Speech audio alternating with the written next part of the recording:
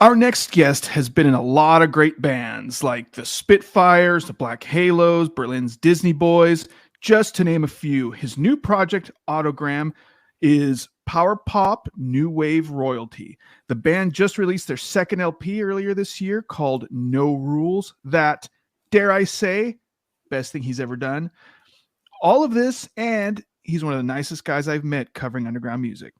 This is the CC Voltage episode.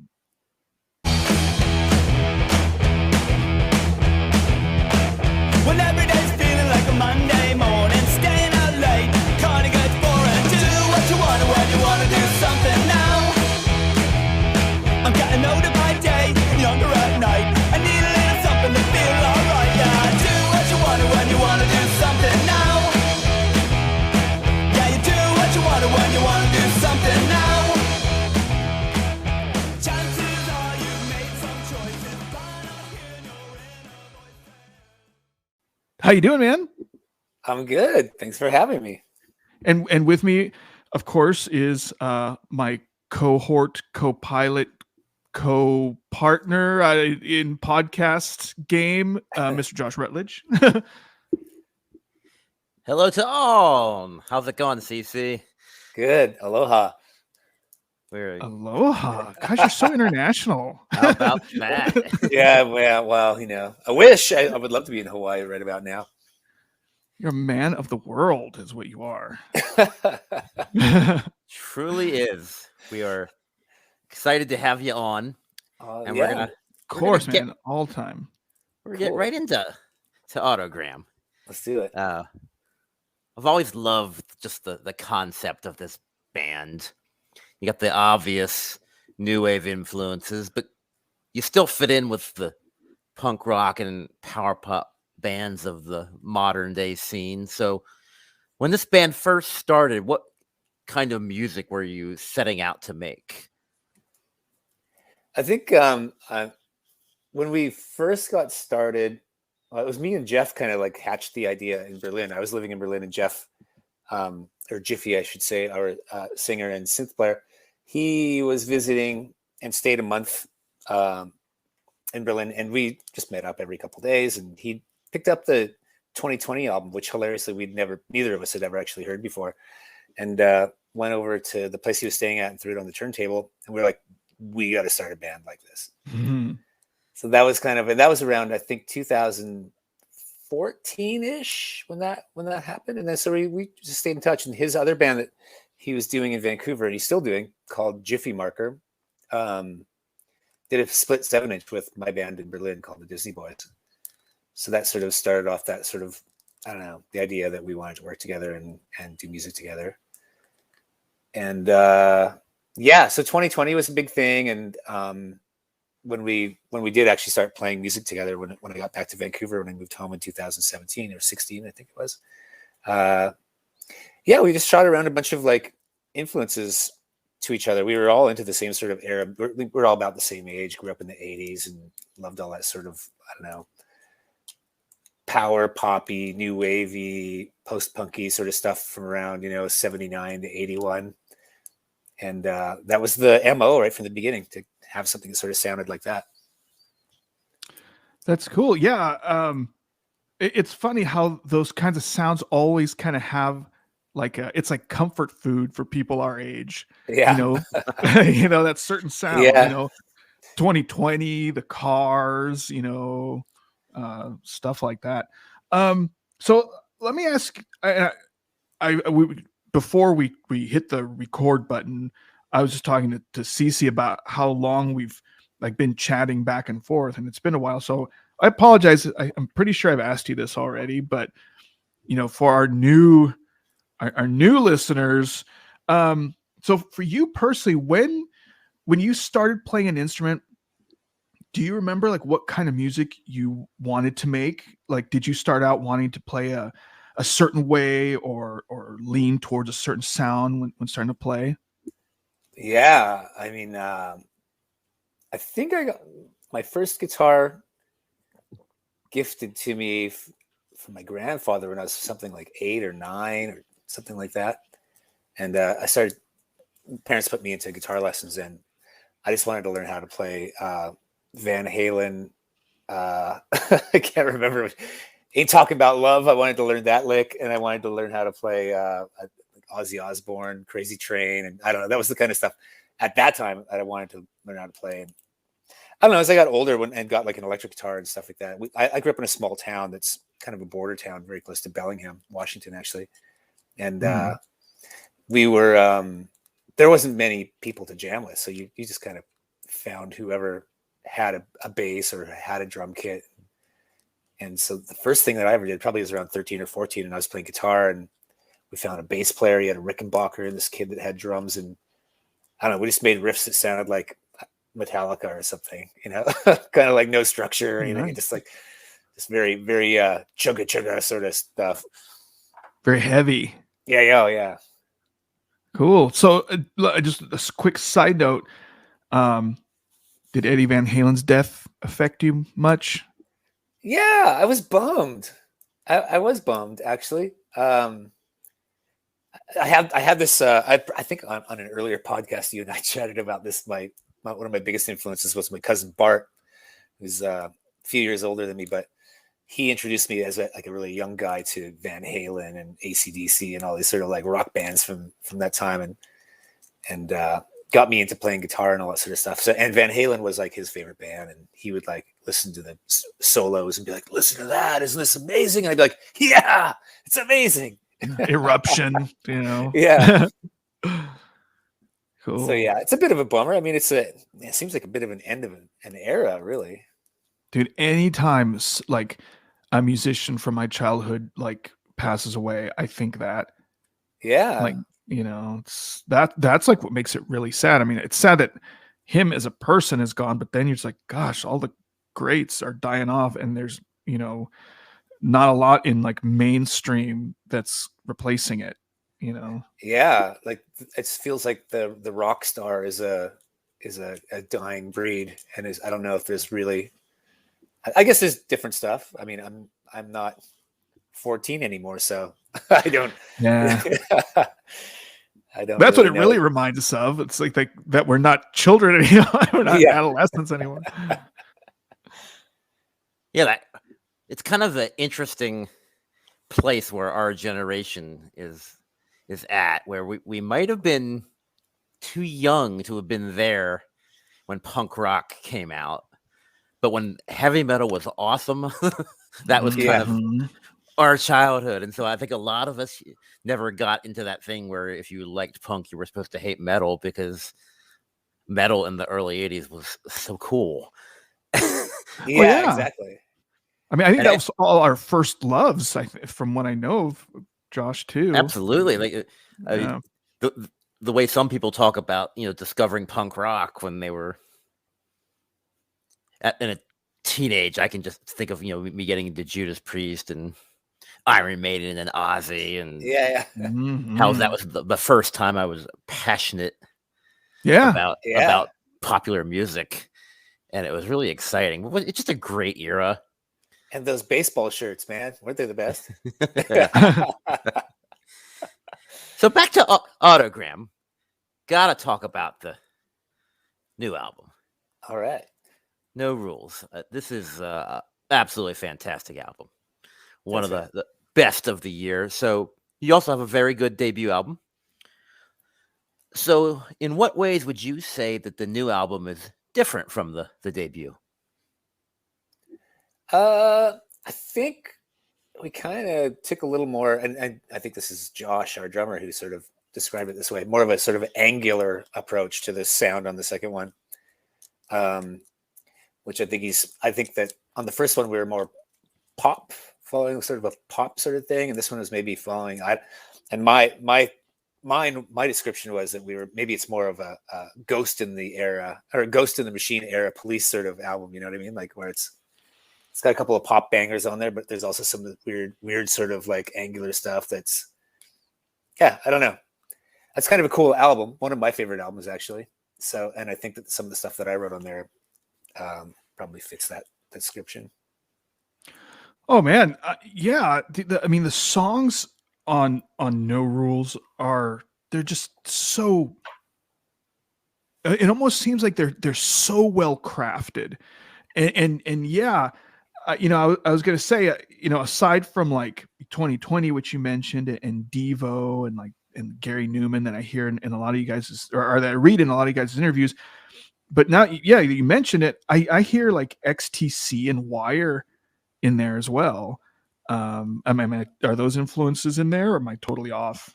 Yeah. You're totally on. You're totally right. I think it's interesting. Like, there's definitely. I think when you listen to the album, you probably can hear the different writers as well. I think the ones that you're talking about are probably Josh songs, and the more sort of power poppy songs are probably Jeff's, and the ones that are more, I don't know, sort of like 80s angular, maybe me. But it was funny. There was a Tim Popkid did a review of the album, and he kind of did like a song by song of it, and basically he hated all of my songs. I was like, oh shit. Oh, that's fine. I mean, whatever. I mean, I'm not in the game because I'm, thin skinned or anything. I'm fine with taking criticism, but I just thought it was funny. I was like, oh man, really? Just mine. It's funny because, like, you just mentioned the Police. I do hear a little bit of that, and I even heard a little bit of Peter Gabriel, but yeah, I didn't want to say anything about the Police because so many people for some weird reason totally dislike them. So I'm like, oh, I don't want to insult them by saying it sounds like Police, but I do hear that. Yeah, no, I mean, I love the Police. For better or for worse, that's like one of my favorite bands. Yeah, I don't know. I think when I was a kid, do you remember those tape clubs or those album clubs where I forget what it was called? Like the Columbia House and all that stuff? That's it. Yeah.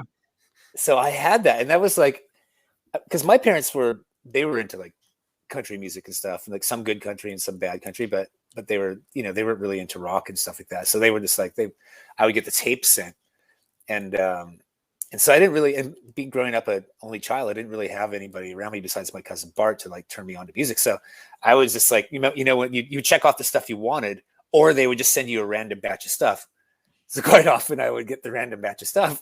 And so that's how I like found new music. And some of it is like stuff that I loved, just like Men at Work and the Police, and some of the stuff that people are like, those aren't cool influences. But I'm like, just my influences. That's cool. Yeah, I remember those things. Always used to come in like the TV guide.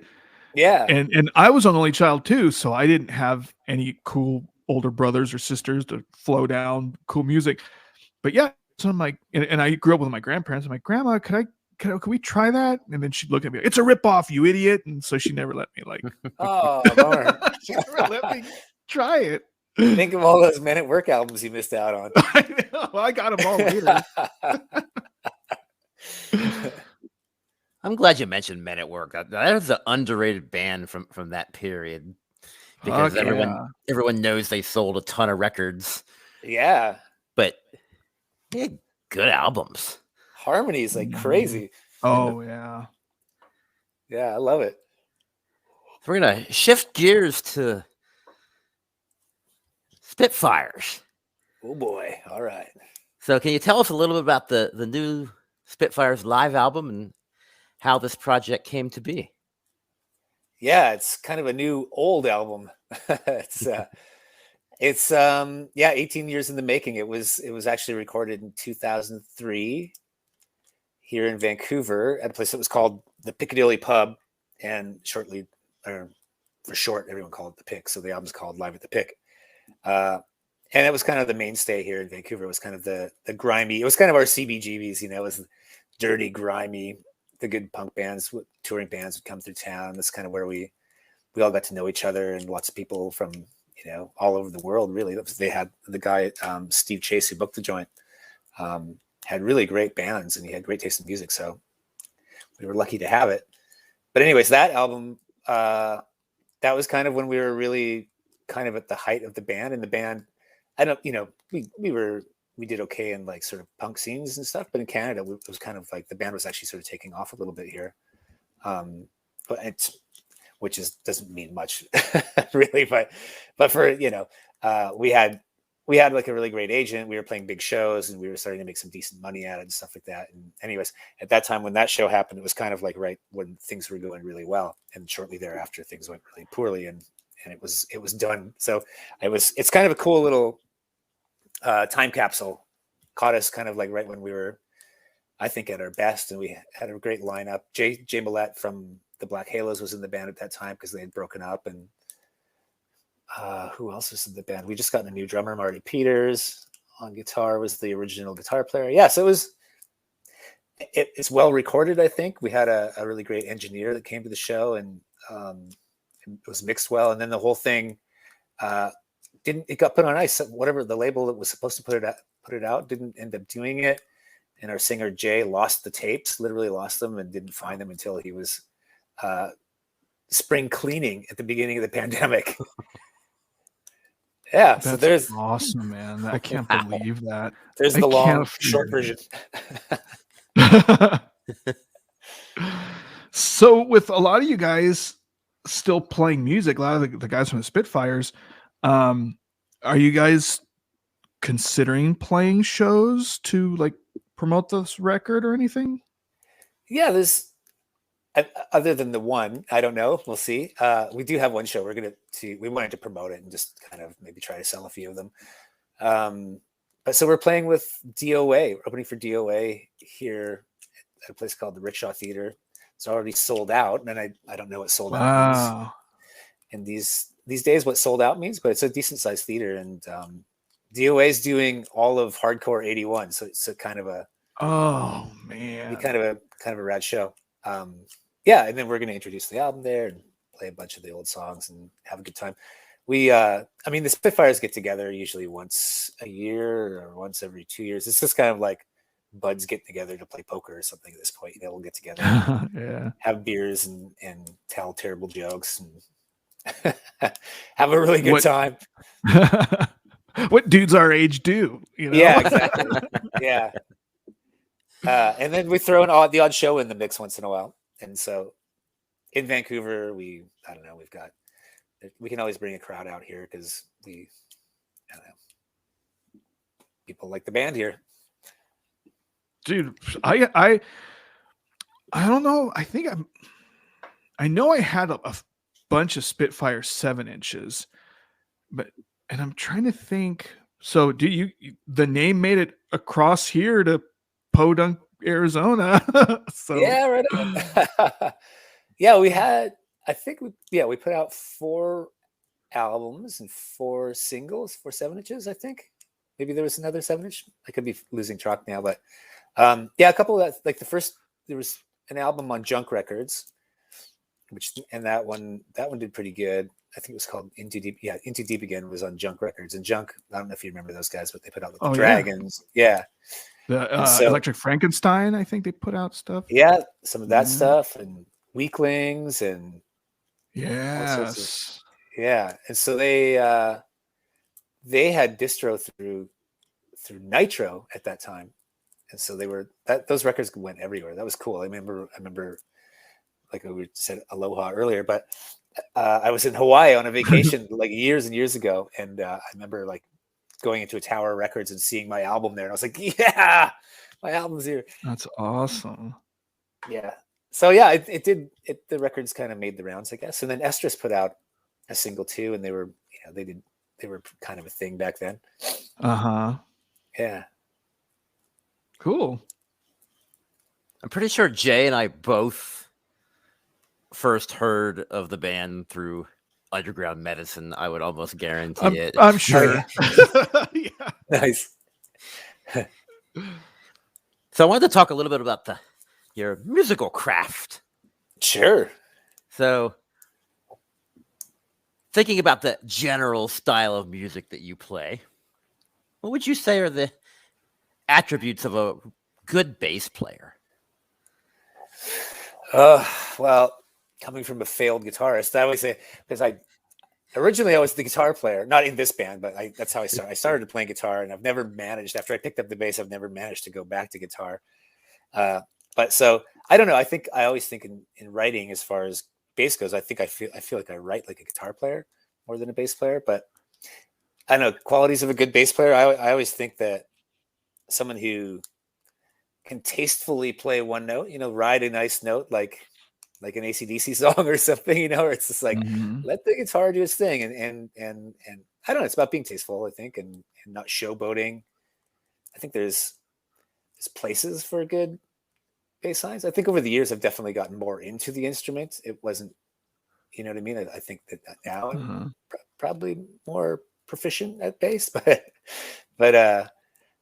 yeah, I don't know. I really I like stuff like songs that have like a really good like run that like pulls back in the verses and then has a nice run through the choruses. If So that makes no fleas or Les Claypools in your influence pool. Yeah, it was never really my thing, I Yeah. can appreciate it.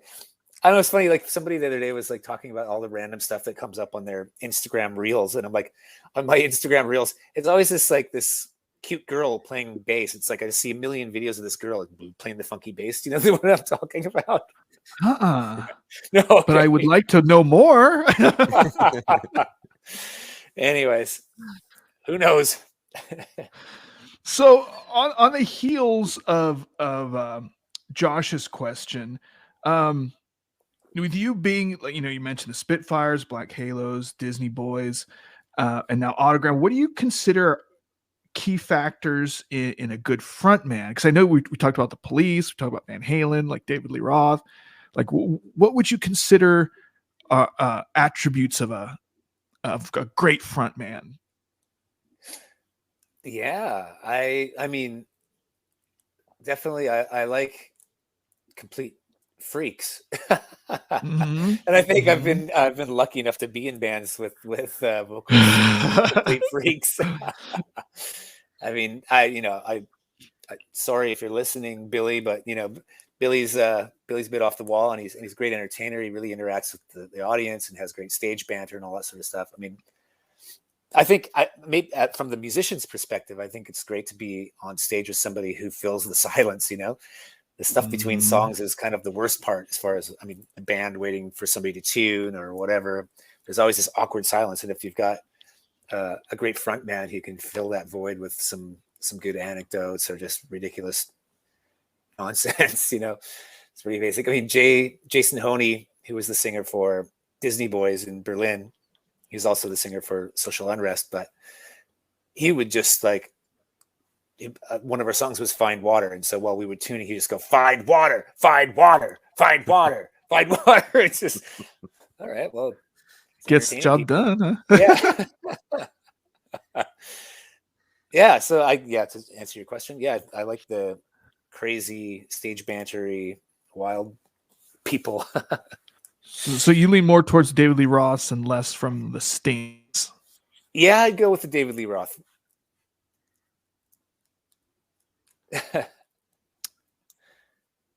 So you've done Autogramm has done a couple of music videos for this new album, and you did a really cool video for the song "No Rules." Like that video is an absolute hoot. So how'd you come up with the idea for that video, and what was it like to make that music video?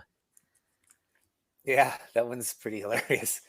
Well, I mean, that was born out of just poverty, really. We didn't have money to make a video, so we made it ourselves. But we've done that kind of from the beginning. We have a blast doing it. We just kind of get together and have a laugh. We come up with some silly ideas and then try to go film. We've got a new one coming out soon that I think will crack you up too. But that one was it's basically shot for shot Billy Joel's Sometimes a Fantasy. So, and I don't remember how we decided on that, but I think it was because we were always sharing like songs around and playlists and stuff like that, and we were just like became obsessed with that video. We're like, we should just do that. It's ridiculous. So as you saw, I love that video, the original video, because I love that album. That's like one of my favorite albums of all time, actually. Speaking of uncool things that yeah, from the early 80s, great song. But yeah, well, really tremendous video. I love the. I mean, like Jeff made a hotel sign, this ridiculously bad hotel sign that we hung outside outside of his apartment, which was hilarious because people were watching as we were hanging up this terrible hotel sign, going, "What's going on here?" We had the red light flashing on it. His neighbor's like, "What are you guys doing up there? Making a video?" Yeah, and then the beard that is the guy, the random guy that stands in the corner in the original video has a beard. So of course I didn't have a beard, so we drew it on with with permanent marker. Yeah. So we had a couple of laughs on that one.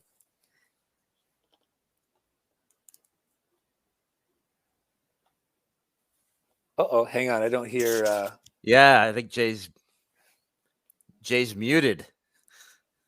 can't hear you, Jay. Yeah, sorry, I muted myself. And then I didn't unmute myself. I'm an idiot. Anyway, so we were talking a little bit about the live Spitfires album, Live at the Pick, but with it you released a video for the song Down on It that's on that LP. Can you tell me a little bit about like what led to the decision to release the video for that song, or like was that that wasn't the infamous fire extinguisher. No. No, that wasn't the fire extinguisher. That was another show in Toronto. That's right. Got ourselves banned from the city, basically. But we that was that video for Down on It was is footage from from the live show, actually. And we brought out a dude who works in the film industry here named Danny Nowak,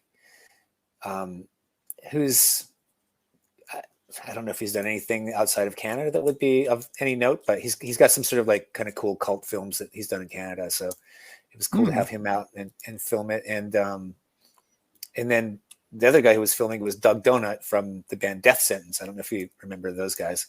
They're sort of a Vancouver punk rock staple. They kind of put out really great stuff around like 85, 86. No, but I'll look for that. Yeah, you should check it out for sure. That was kind of stuff that we grew up in Vancouver. We're like, yeah, Death Sentence. So anyway, a couple notable dudes were filming it, and then the whole show was filmed, but we never had any of it edited. So we had all this like raw footage, and so our new guitar player, new meaning 14 years, because the Spitfires have never really stopped. We just kind of stopped and started and stopped and started. But there's been people who joined after the fact, like way after this show, that have been there. Like we've got a guitar player named Shock, and the other guitar player's name is Graham Tucson. And Graham's been with us for 14 years. And so whenever we get together and do these like reunion shows, he plays with us. But so he's a great dude, and he did the editing for the videos. And we're gonna put out another video in a few weeks, I think, too, before ahead of the DOA show. Oh, awesome. Make sure, if you don't mind, send that to me when you do. Yeah, for sure. Because that was a cool video. It was really well, like, I could it seemed like it really represented that time, like that Spitfires time. Like it's just, it seems crazy and chaotic, and I was like, God, that's a cool video. So yeah, man, that's definitely send that to me and let me know when it comes out. Yeah, we were stoked to see the footage too, because that was another thing that was hidden in Jason's garage or wherever it was for the last 18 years. So yeah, it was cool to see all that stuff. And you're right, it's neat to watch it because all of the people and that you see, of course, we knew a lot of the people in the crowd, and it was the pick. Yeah, the audience seems really into it. Yeah, and the pick's long gone. It's been bulldozed or another buildings there or something. Or no, it's a Burger King. That's what it is now. So yeah, unfortunately. Yeah. Seems like we've all have this shared love for this music that comes from a very, very specific window in time. Like it always seems to start like in 79. Yeah. go to about 81, and then it stops being really cool, like in 82, like 79 through 81, that this magical era. So on that note, do you have like maybe a holy trinity of favorite new wave bands from that particular late 70s, early 80s era? Yeah. I mean, I think I have a few that are kind of my go-tos that I don't know. Like, so I think that this would be definitely different between Jeff and Josh and I, but I think I lean slightly more towards the mainstream stuff from that era, just because I kind of I had my Columbia House record collection. But I don't know. I Missing Persons. I love Missing Persons. Go-Go's. And like I would probably even put the Police in there. And there's other stuff too. I mean, like I'm neglecting to say the Professionals. I love the Professionals. One of my favorite bands of all time. They sort of, I don't know if they fall into the new wave thing, but they kind of fall into the, I don't know, that same era. Post punk kind of stuff, I guess. But I mean, there's tons of female fronted new wave bands in that period too. And I love that stuff. I like, you know, that song, Voices Carry by Till Tuesday. Oh yeah. I can listen to that song forever. Just like, I love that song. Yeah, you know, it's funny. Like you said, you had the Columbia House, and it's like also MTV was huge in my house. Yeah. And that's like, I mean, there were times when I'd watch like all day. You'd see like the same like Chaka Khan and Prince and Madonna videos, but yeah, there were like the Missing Person videos in there, the Men at Work videos there, the Cars were in there. So yeah. Well, I mean, we had Much Music. We had the Canadian version of MTV. Oh, right, that's right. Because we have to have this, like, I can't remember what it is, but I think it's pretty hefty. I think it's like 60% has to be, or something like that, has to be Canadian content here. And really? To give us Canadian musicians an edge up on the competition or something. I don't know exactly why or how it works, but I know there's all sorts of interesting government intervention stuff that happens in Canada with music, and I can't complain. It's always been a benefit to my band, so it's cool. But so there's a lot of cool shit out of Canada. Oh, sorry if I've said the curse word. It's no problem, dude. I think I've cursed already too. Don't worry about it. So, there's like, what were we missing? Like, what did you like that was kind of like on much music? Is that what you said? Yeah. What did you like that? It's hard for me to think sometimes. Remember, like you probably know the band Bread and Butter. Nope. No. Okay. Nope. So this is guys from Seattle. So many notes to self modern here. No, this is modern band. Modern. Like, okay. Pals of ours from Seattle called Bread and Butter. Anyways, I think you guys would love Bread and Butter. Actually, definitely tip. You should check out Bread and Butter from Seattle on Kill Room Records. Great stuff. Anyway, so we've done lots of shows with those guys because we're all sort of in the same region here. But we'd have like these YouTube parties and play them the Canadian stuff from the era we're talking about. They'd be like, "Oh my god, like it sounds like Boston." I'm like, "But it's not Boston. It's whatever it is from Canada." You know, like there's a few breakouts, like I don't know, Rush or Corey Hart and stuff like that broke through. Oh yeah, Corey Hart was on here on MTV a lot. Men Without Hats, some of that sort of stuff, like made it internationally. But I know there's a band that I really dig called Platinum Blonde, and I can listen to that first album by them over and over. You should check out Platinum Blonde. That's some good Canadian stuff from the early 80s. I don't know, it escapes me. I'll send you a list later. I'll send you a listening list. No, I mean, you can if you'd like. That's totally fine. But yeah, Platinum Blonde. You're like, actually, no, thanks. Yeah, I think Jay and I are already planning a special episode on Canadian rock of the early 80s. No, I didn't mean it like that. I just meant like, that's good. But dude, send it. I'll dig all of it. Because that would actually be a great show. The unsung heroes of Canadian rock. Totally. Yeah. Well, You that's the have funny thing is you and they don't tell you here that the stuff you're listening to is Canadian. You just assume like, because you'll be listening to Bruce Springsteen or something, and then the next song is Platinum Blonde, like I just mentioned, and the next song is Bon Jovi, and the next song is another Canadian band. So you grow up not knowing that you're actually listening to all this Canadian music, and when you get older and you meet more people internationally, and you'll be like, "Hey, did you ever like that Platinum Blonde song?" And then people are like, "Never heard of that, man." that's crazy. Yeah, man. I want to see that list for sure. So aside from being in bands, you recently started doing PR work Yeah. for bands like Wine Lips that you sent me, which were awesome, and the Real Sickies, which we know.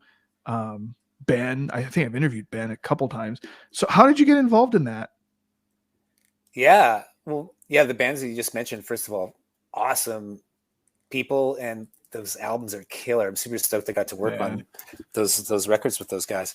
Yeah, the PR thing was just sort of that was always my role, sort of in the bands I've played in. Was the kind of person who did the outreach. You know, I sort of always was the person who found podcasts to send it to, or websites, or magazines and stuff like that. That was kind of always the role that I took on. So I'm losing my train of thought here. What was the question again? Sorry. Oh, I was wondering, how did you get involved in doing PR work? Like, Oh yeah, so this is it. Yeah, this is kind of like, this was sort of my where I was going with that. Yes, I always kind of did that stuff anyways, and I think as I got more and more contacts and blah blah blah, I started thinking, and we would hire publicists for some of the releases, and then I'd go, I kind of think that I could just do this myself. But I never really went there until the pandemic happened, and it became sort of like this project. And I reached out to this publicist that I knew through some other work that I was doing with the Black Halos, and I just said, hey, listen, I've got, because my job was it was pretty slow last year, and I didn't have a whole lot of work to do. So I just said, hey, would you take me on as like sort of an apprenticeship or a mentorship, and I could kind of learn the ropes in this business from you? And I'm like, I'd be happy to take on some bands and work for free. And she was like, yeah, totally. So that's kind of how it started. And the first band she had was Danny Lodge, who I think you both know as well. And she's like, would you be interested in working on this? And I'm like, hell yeah. I'm like, yeah, I love this stuff.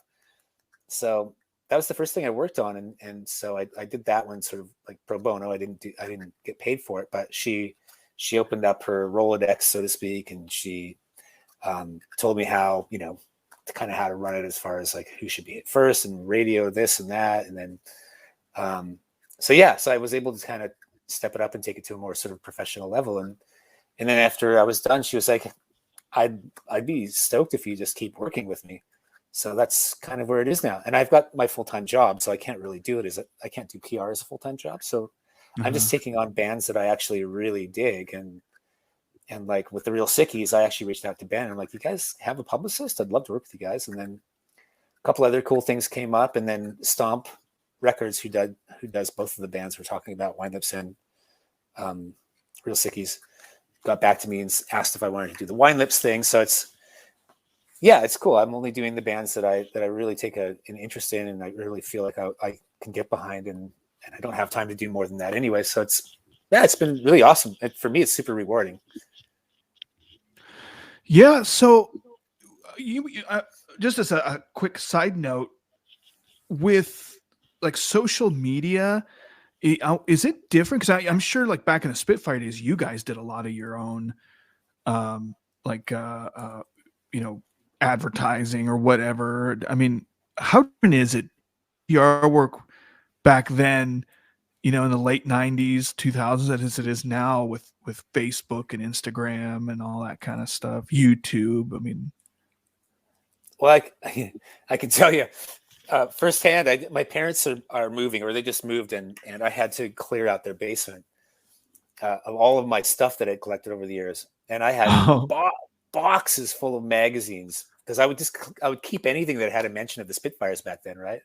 Anything from like, I don't know, the Stranger in Seattle, or the Rocket in Seattle or LA Times or wherever we got to mention, or Hit List or Flipside and all that sort of stuff. So I had boxes full of these things. I had to get rid of all of that, unfortunately.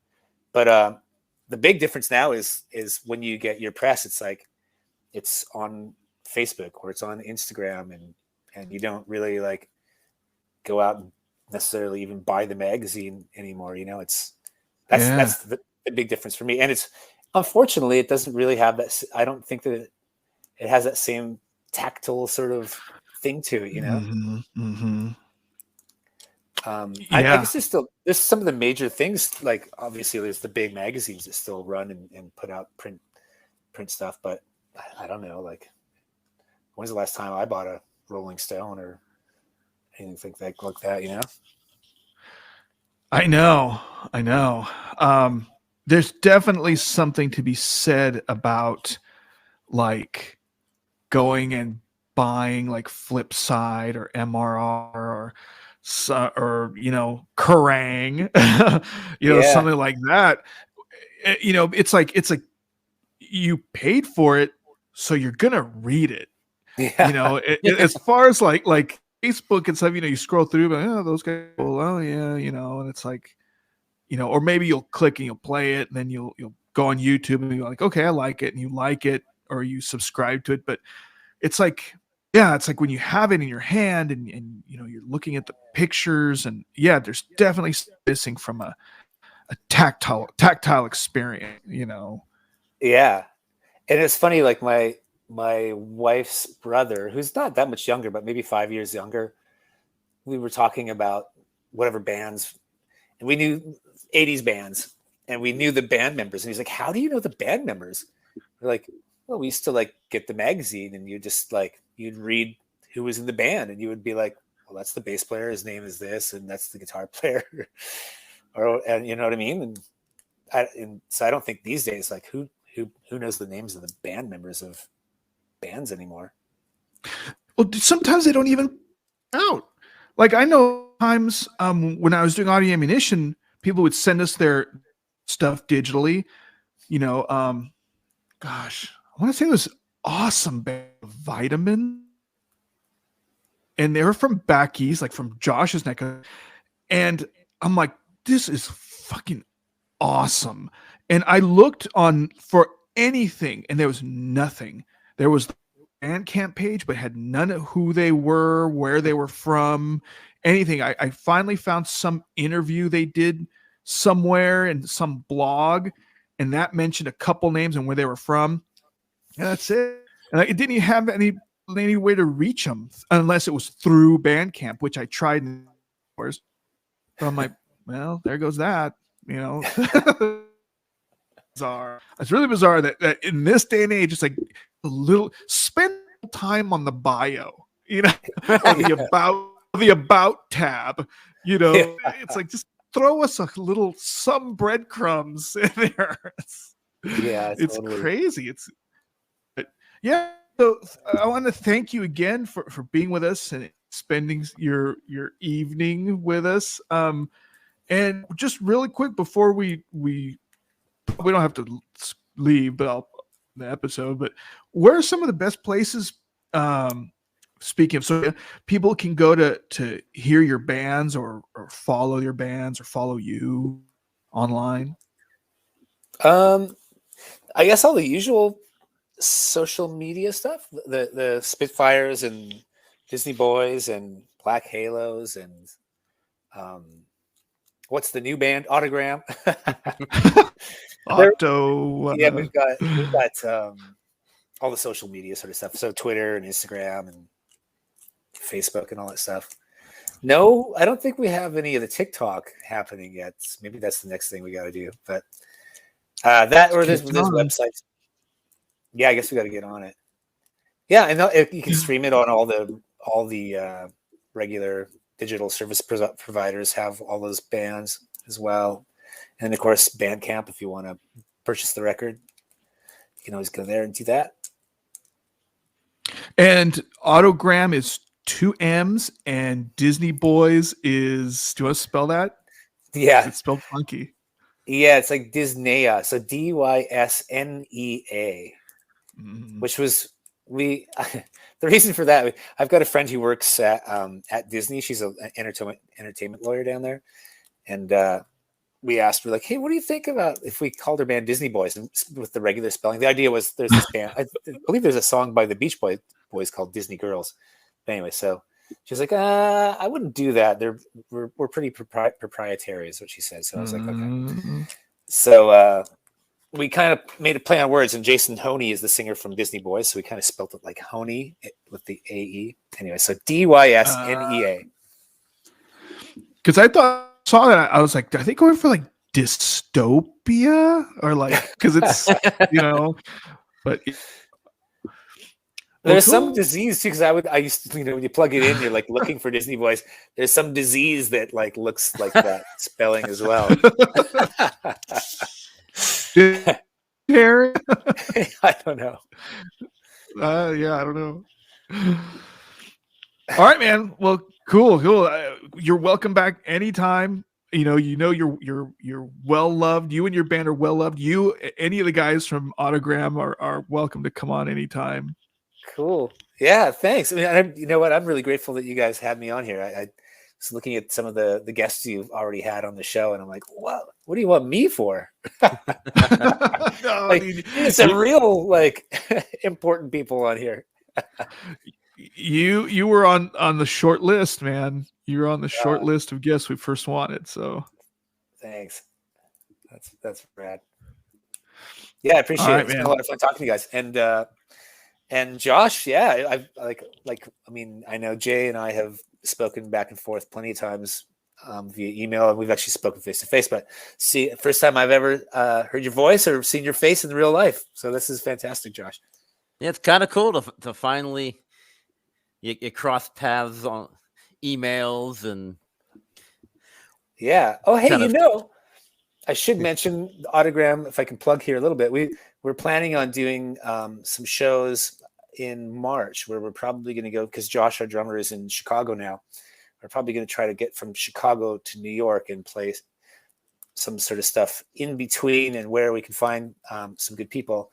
And Josh, our drummer, and Chuck from Spells, if you know that band from Denver, Colorado, are booking the seems sort of touched, huh, John? Anyway, that's also a great band, and we're going to be doing that. He runs Snappy Little Numbers, if you know that label. Yeah. So they put out Jiffy's recent single. Yeah, exactly. So we're gonna try. We're gonna probably do those shows together. So maybe we'll be in your neck of the woods, and we can hang out in real time. That would be neat. Yeah. Oh, that's cool. Let me just hit end, and we can chat afterwards, because Chad, I want you to tell Josh the story about that Ramones museum in Mexico. Okay. Hold on. So thanks for tuning in, everybody. CC Voltage, Autogramm, buy, consume all their stuff. You won't be sorry. See you next time.